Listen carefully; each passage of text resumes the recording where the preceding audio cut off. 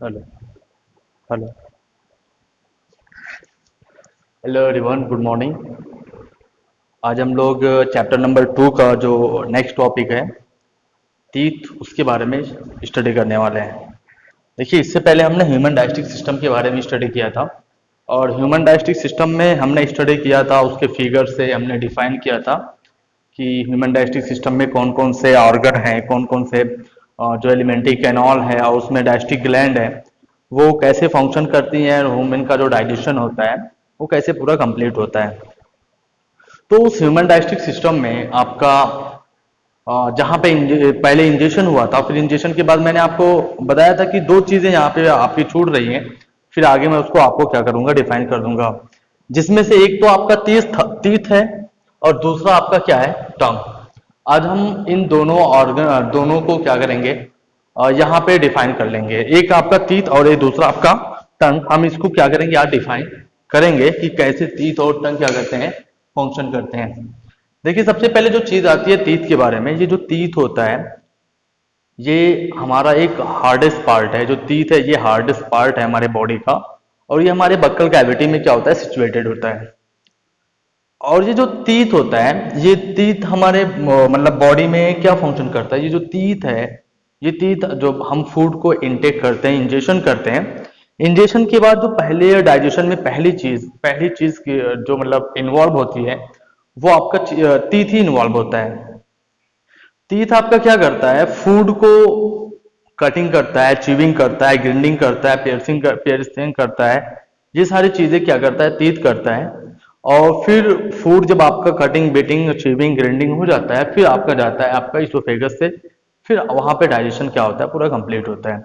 तो तीत में देखिए क्या होता है, ये तीत आपका क्या है, आपका फूड को कटिंग करने वाला एक ऐसा हार्डेस्ट पार्ट है जो हमारे बक्कल कैविटी में सिचुएटेड होता है। और ये टीथ क्या होता है, मैकेनिकल प्रोसेस करता है। मैकेनिकल प्रोसेस मैंने बताया था कि हमारे बॉडी के अंदर जो डाइजेशन है, जो डाइजेशन तो आपका केमिकल है, लेकिन डाइजेस्टिव सिस्टम में दो प्रोसेस होती हैं, एक मैकेनिकल और दूसरा केमिकल। तो जो फूड कटिंग हो रहा है, बीटिंग हो रहा है, तो food is not changes into the permanent. जो आपका फूड कटिंग और बेटिंग हो रहा है वो परमानेंट चेंज नहीं हो रहा है, वो आपका टेम्परेरी चेंज होता है।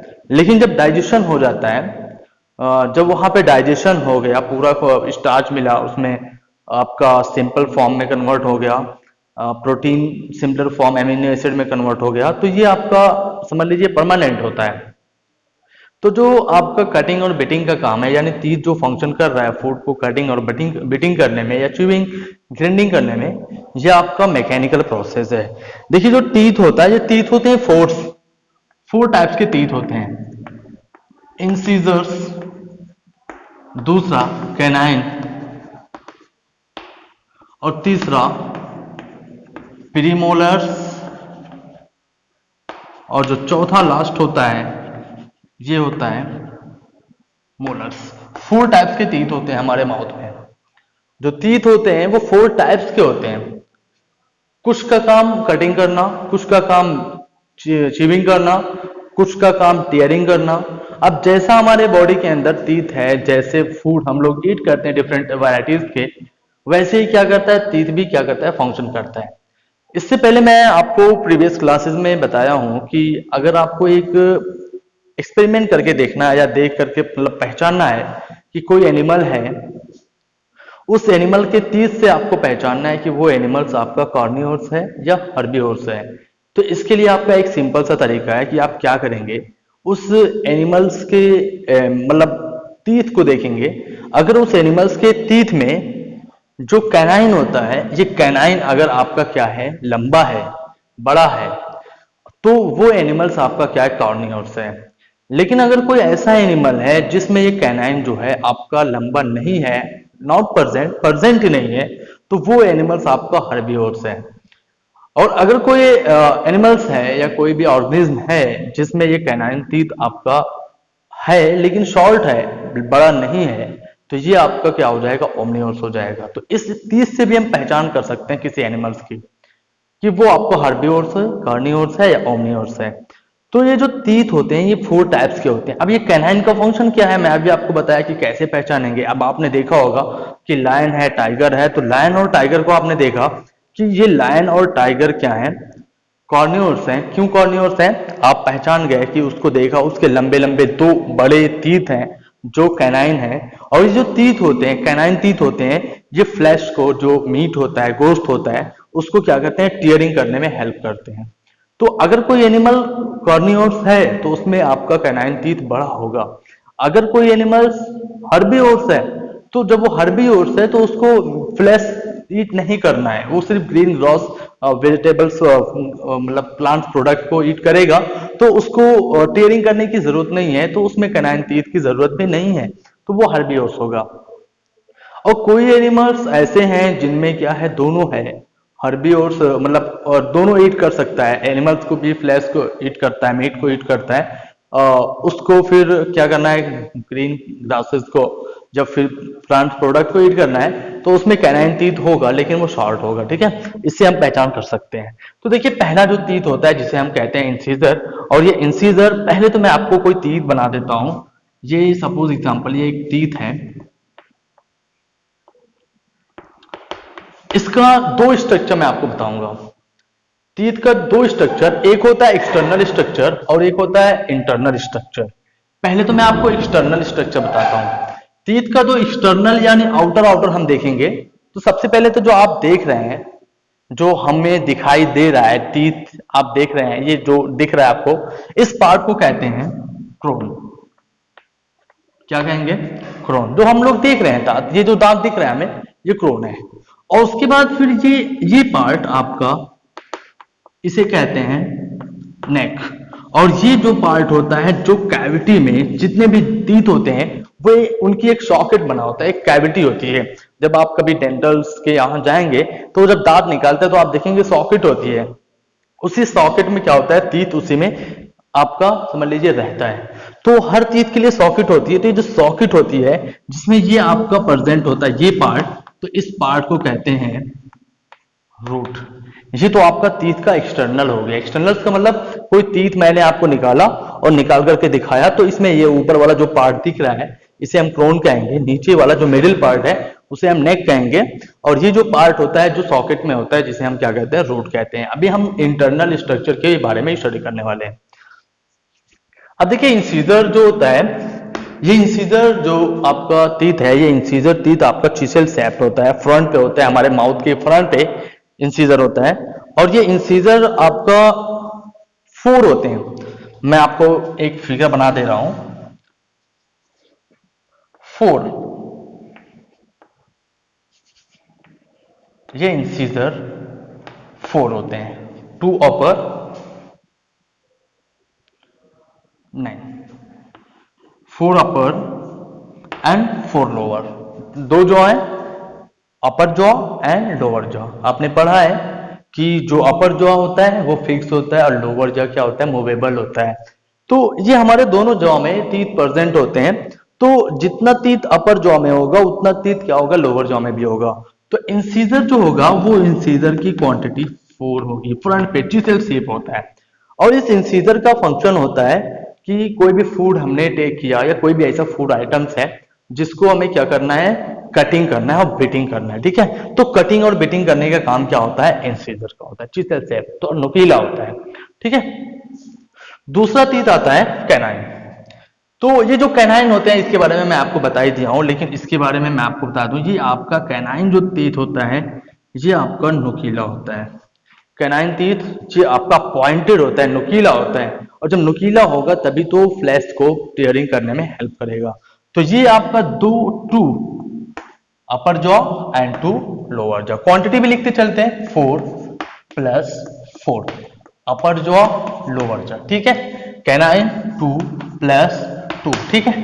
क्या फंक्शन होता है कैनाइन का, टीयरिंग एंड पियर्सिंग। किसी भी फूड को क्या करना, टीयरिंग करना और उसको पियर्सिंग करना, ये फंक्शन होता है आपका कैनाइन का, ठीक है। नेक्स्ट जो टीथ है उसका नाम है प्रीमोलर, और ये प्रीमोलर होते हैं आपके 4, 1 2 1 2, यानी 4 अपर जॉ + 4 लोअर जॉ।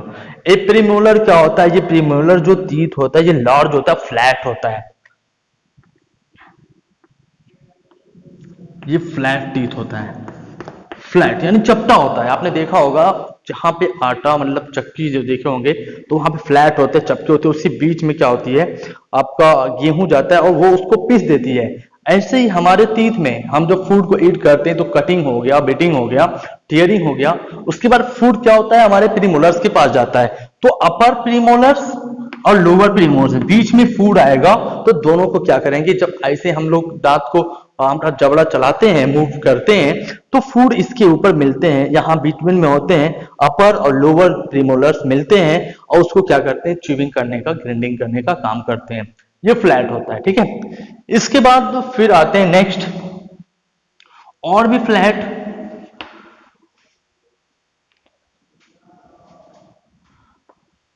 6 3 3 और भी फ्लैट होते हैं। और भी एक फ्लैट टीथ होता है जिसका नाम होता है मोलर्स। ये होता है 6+6। मोलर्स का क्या काम है, मोलर्स का ये जो फ्लैट वाला पार्ट है जिसका कम होगा तो मोलर्स का क्या हो जाएगा और ही ज्यादा हो जाएगा, मोलर्स का और ज्यादा। अब जो बचे कुछ यहाँ पे फूड है जो च्यूइंग और ग्राइंडिंग नहीं हो पाए हैं वो फूड जा करके इस मोलर्स के पास च्यूइंग और ग्राइंडिंग कंप्लीट हो जाएंगे। तो ये तो आपका फंक्शन हो गया 4 टीथ का और 4 टाइप्स के टीथ का। अब यहाँ पे हम काउंटिंग के लिए 4+4 8 हो गया, 2+4 2 ये आपका हो गया 4, तो 8 और 4 12 हो गया और 4+4 कितना हो गया आपका 8 हो गया। तो आपका यहाँ पे 8 और 4 8 और 12 इन सबको ऐड करके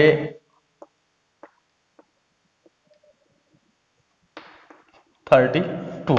यानी जो हमारे बॉडी में जो माउथ में टीथ होते हैं वो नंबर ऑफ टीथ की क्वांटिटी होती है 32 टीथ होते हैं, जिसमें से मैंने आपको पूरा डिटेल वाइज बता दिया।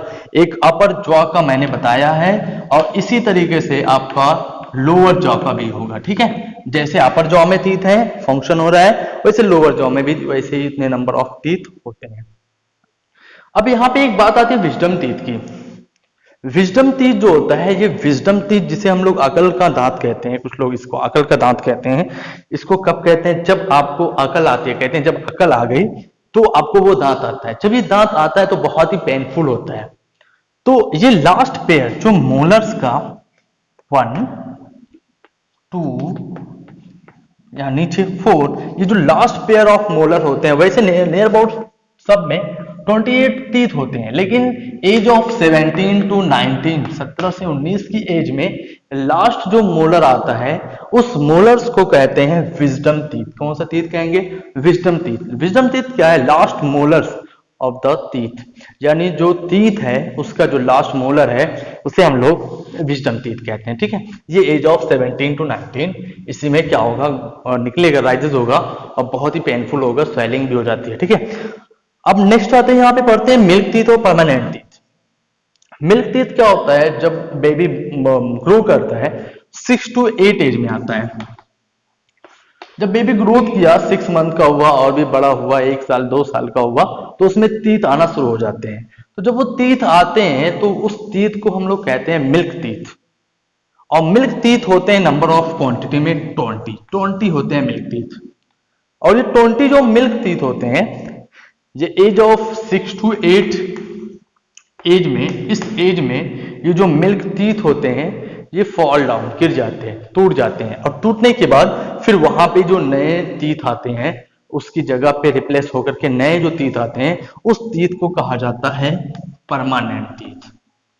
परमानेंट टीथ इसको कहते हैं, परमानेंट टीथ कहा जाता है, ठीक है। तो 2 टाइप के टीथ होते हैं, एक होता है मिल्क, एक आपका परमानेंट होता है। तो जो मिल्क टीथ होता है, ये मिल्क टीथ आपका एज ऑफ 6 मंथ के एबव जब होता है बेबी तो ग्रोथ करना शुरू करता है और 6 से 8 ईयर्स में ये फॉल डाउन हो जाता है धीरे धीरे करके और उसकी जगह पे रिप्लेस होकर के न्यू जो टीथ आते हैं उसे परमानेंट टीथ कहते हैं। अगर परमानेंट टीथ का वो फॉल डाउन हो जाएगा तो फिर वहां पे नए टीथ का फॉर्मेशन नहीं होगा। तो आप फिर क्या करेंगे, कोई डुप्लीकेट क्या होता है यहाँ पे डेंटल्स लोग क्या करते हैं उसको वहां पे टीथ को लगाते रहते हैं, ठीक है। तो ये तो हमने क्या किया, पढ़ लिया किसके बारे में, मिल्क टीथ और आपका परमानेंट टीथ के बारे में। और जो सेकेंड सेट आएगा उस टीथ को कहते हैं, जो फर्स्ट आया वो मिल्क थे और जो सेकेंड आता है उसे क्या कहते हैं, परमानेंट टीथ कहते हैं। देखिए, अब इस चैप्टर में अभी आपका टूथ डिक्के भी है, तो टूथ डिक्के थोड़ा सा टॉपिक लार्ज हो जाएगा। मैं चाह रहा था कि इतना ही टॉपिक खत्म हो जाए टीथ वाले, लेकिन टीथ वाली जो टॉपिक है खत्म नहीं हो पाएगी, तो इसको हम लोग क्या करते हैं, नेक्स्ट वीडियो में इंशाल्लाह मैं कोशिश करूंगा कि टीथ का जो टूथ डिक्के है और टूथ डिक्के के अलावा टंग, इन दोनों को मैं एक साथ आपको पढ़ा दूंगा। उसके बाद हम लोग रुमिनेंट एनिमल्स के बारे में स्टडी करेंगे। बहुत ही इंटरेस्टिंग टॉपिक है। इसमें रुमिनेंट जो एनिमल होते हैं उनमें स्टमक कैसे होता है, उनमें डाइजेशन कैसे होता है, और जो आपके अमीबा है उस अमीबा में डाइजेशन कैसे होता है, इसके बारे में मैं क्या करूँगा, आपको बताऊंगा कि स्टडी करना है हमें कि रुमिनेंट एनिमल और जो आपका रुमिनेंट एनिमल्स में स्टमक जो होते हैं वो कैसे क्या करते हैं, डाइजेशन उसका होता है, कितने चैम्बर्ड होते हैं, इसके बारे में हम लोग स्टडी करेंगे। और अमीबा जो आप जानते हैं यूनिसेलुलर माइक्रो ऑर्गेनिज्म है, इसमें आपको कैसे डाइजेशन होता है, इसके बारे में हम लोग क्या करेंगे, स्टडी करने वाले हैं। ठीक है, थैंक यू वेरी मच। आप लोग क्या करें, वीडियो को देखें और कमेंट और लाइक कर दें, और कमेंट में अपना नाम जरूर लिखें जिससे हमें पता चले कि आप क्या कर रहे हैं, वीडियो को देख रहे हैं। और हो सकता है मैं आपका एक दो दिन में टेस्ट लेने वाले हैं, ऑनलाइन टेस्ट हो जाएगा आपका, तो उसमें आप लोग सेंड कर दीजिएगा। इंशाल्लाह कोशिश करेंगे एक दो दिन में आपका टेस्ट हो जाए फर्स्ट चैप्टर का। ठीक है, थैंक यू वेरी मच।